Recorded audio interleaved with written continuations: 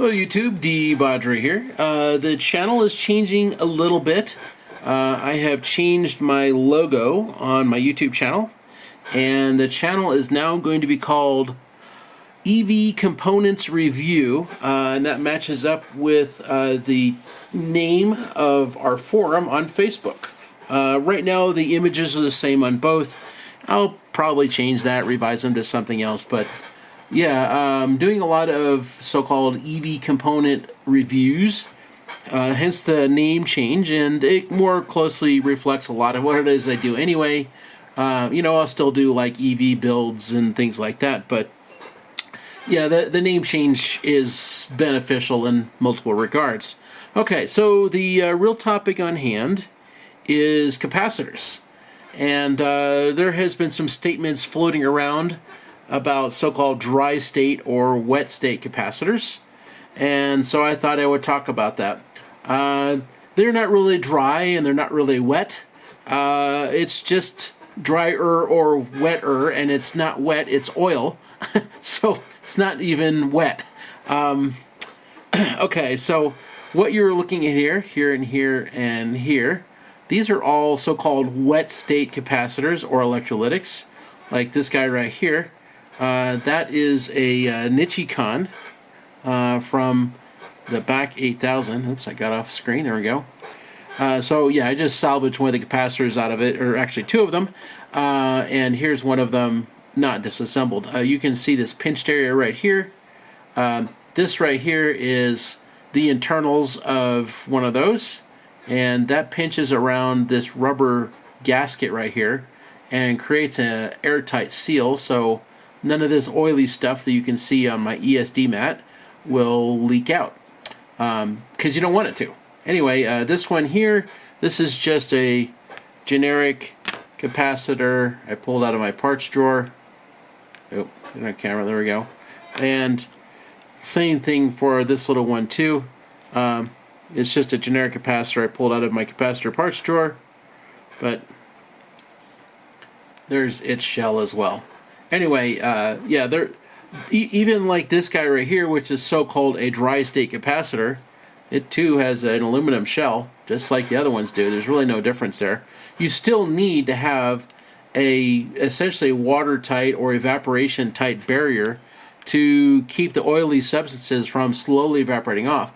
And this so-called dry state capacitor, it has that same oil in it as these other electrolytics do.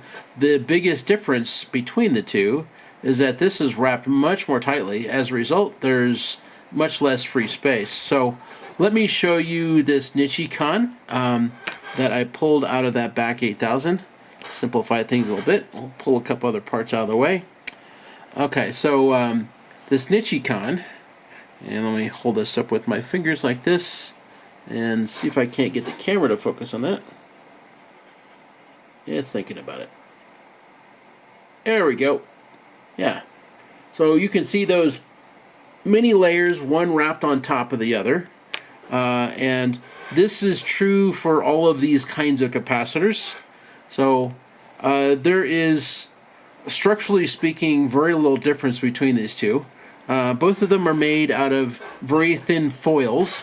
Basically like aluminum, but the difference is these foils are much thicker than these ones, and these ones are wrapped much more loosely. So as a result, the capacitor is physically much larger because it's got more wasted space inside the can, and the foils are much thicker, so they take up physically more space. But it also makes this really easy to manufacture, because the materials are much more resilient to like manufacturing stresses.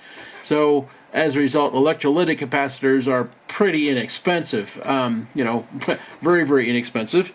Whereas this design, and by the way, these two capacitors, whoops, they are not one-to-one comparisons as far as capacitance or anything like that. This is just the only so-called dry capacitor I had.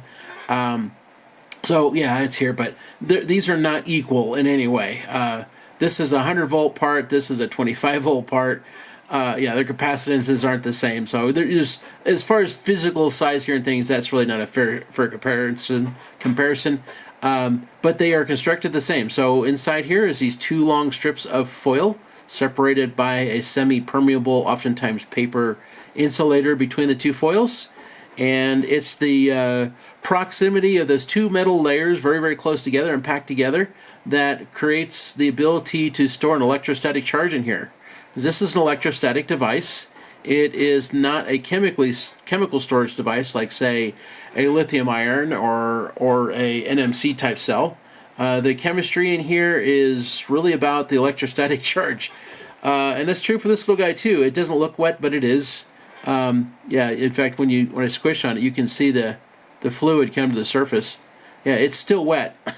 It's not really dry. It's just that this is packed so much more tightly than this that it releases much less fluid. Yeah, you can kind of see it right at the point of my tweezers just for a second.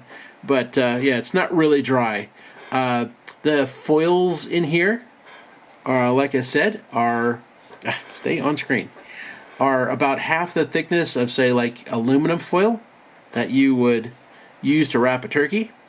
And the foils inside here are more like gold leaf. They're extremely thin.